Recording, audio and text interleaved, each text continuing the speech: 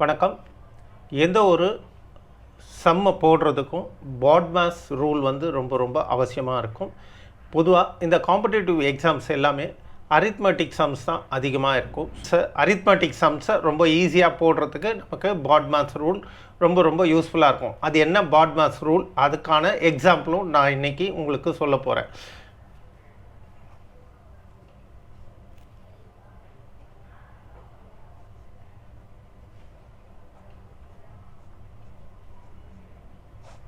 இதுதான் அந்த BODMAS. B for bracket,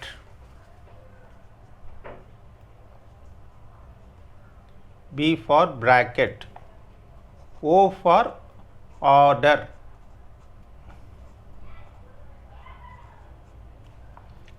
D for division அதாவது வகுத்தல், M for multiplication,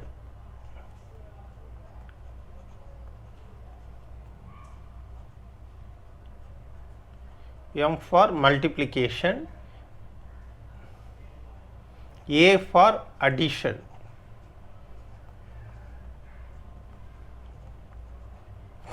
S for subtraction.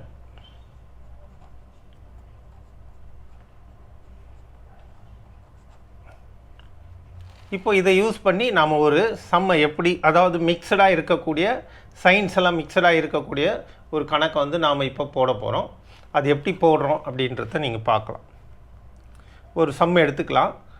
1800 divided by ஒரு ப்ராக்கெட், பெரிய ப்ராக்கெட் ஒன்று ஓப்பன் பண்ணியிருக்கேன். அதில் 10 போட்டிருக்கேன்.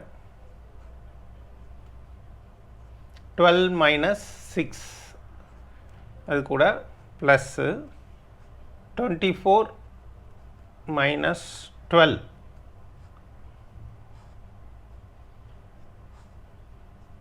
இப்படி ஒரு சம்மு இருக்குது. ஸோ இந்த சம்மை நாம் எப்படி இப்போ பாட்மாஸ் ரூல் யூஸ் பண்ணி பார்த்தீங்கன்னா, இதில் மிக்சடாக இருக்குது, மல்டிப்ளிகேஷன் இருக்குது, டிவிஷன் இருக்குது, ப்ளஸ் இருக்குது, மைனஸ் இருக்குது, இவ்வளவும் கலந்து இருக்குது. இதை எதை ஃபஸ்ட்டு பண்ணணும், எதை கடைசியாக பண்ணணும் அப்படின்றது தான் இப்போ பாட்மாஸ்.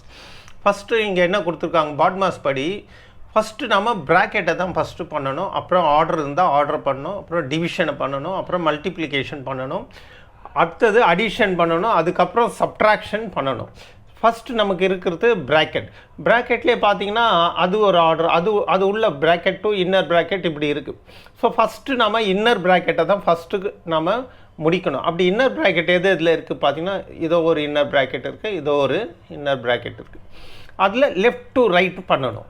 ஸோ ஃபஸ்ட்டு நம்ம இந்த 1800 அப்படியே எழுதுவோம். டிவிஷன், இந்த ப்ராக்கெட் ஆசிட்டிஸ் அப்படியே போடுங்க. 10. இப்போ 12 மைனஸ் 6 எவ்வளோ ஆச்சு, 6.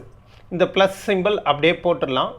ஏன்னா இப்போ இது ப்ராக்கெட்டை விட்டு வெளியே வந்தாச்சு. இப்போ 24 மைனஸ் 12 அது 12. இந்த ப்ராக்கெட்டை அப்படியே போட்டுடணும். இந்த ப்ராக்கெட்டை தான் நம்ம க்ளோஸ் பண்ணியிருக்கோம், இதை க்ளோஸ் பண்ணியிருப்போம். 6 + 12 as it is. ஓகே,